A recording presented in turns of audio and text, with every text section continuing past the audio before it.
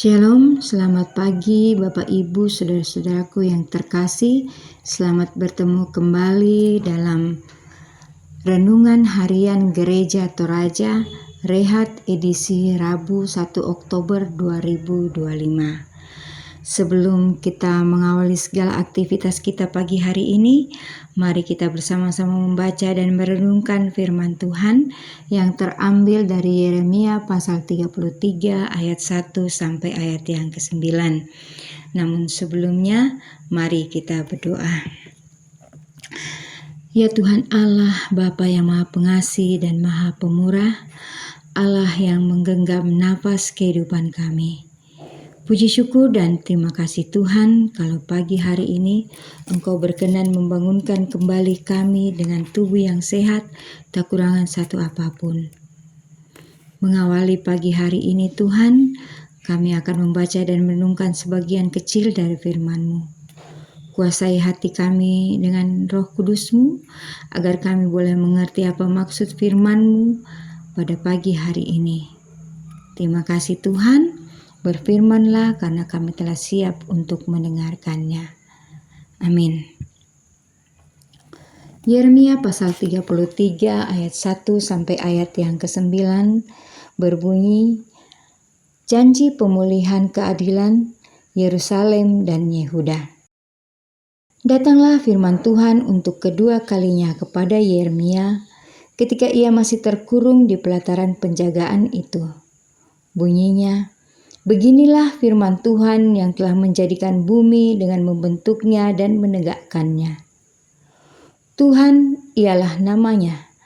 Berserulah kepadaku, maka aku akan menjawab engkau dan akan memberitahukan kepadamu hal-hal yang besar dan yang tidak terpahami, yakni hal-hal yang tidak kau ketahui.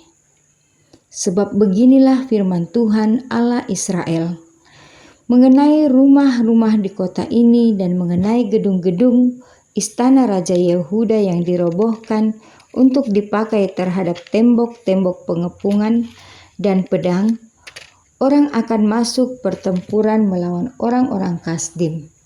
Dan kota ini akan penuh dengan bangkai-bangkai manusia yang telah kupukul mati karena murkaku dan kehangatan amarahku.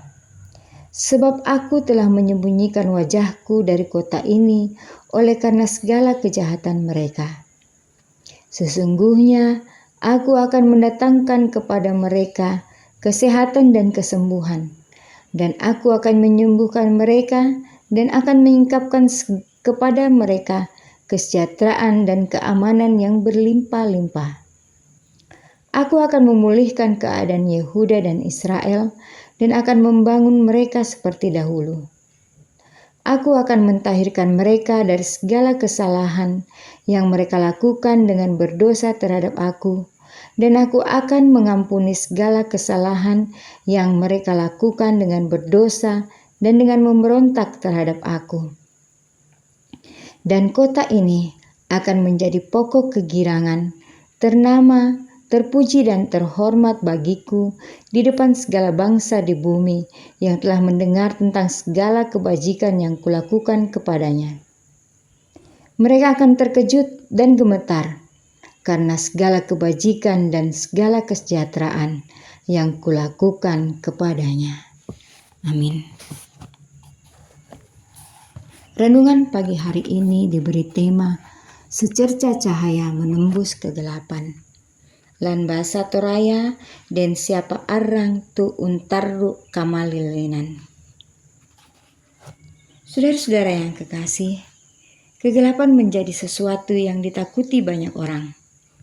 Mulai dari yang sekedar takut secara normal, sampai kepada ketakutan yang berlebihan terhadap kegelapan, atau yang disebut nyctophobia.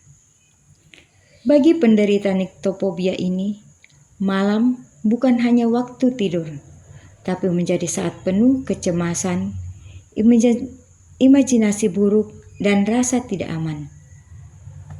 Ia merasa seperti terpenjara dalam ruangan tertutup, gelap dan pengap, tanpa rasa nyaman, apalagi aman. Inilah yang sedang dialami Yeremia dan bangsa Yehuda. Firman Tuhan datang kepada Yeremia untuk kedua kalinya ketika ia masih dipenjarakan. Sebuah tempat yang sempit, gelap, dan secara manusiawi sangat tidak menjanjikan.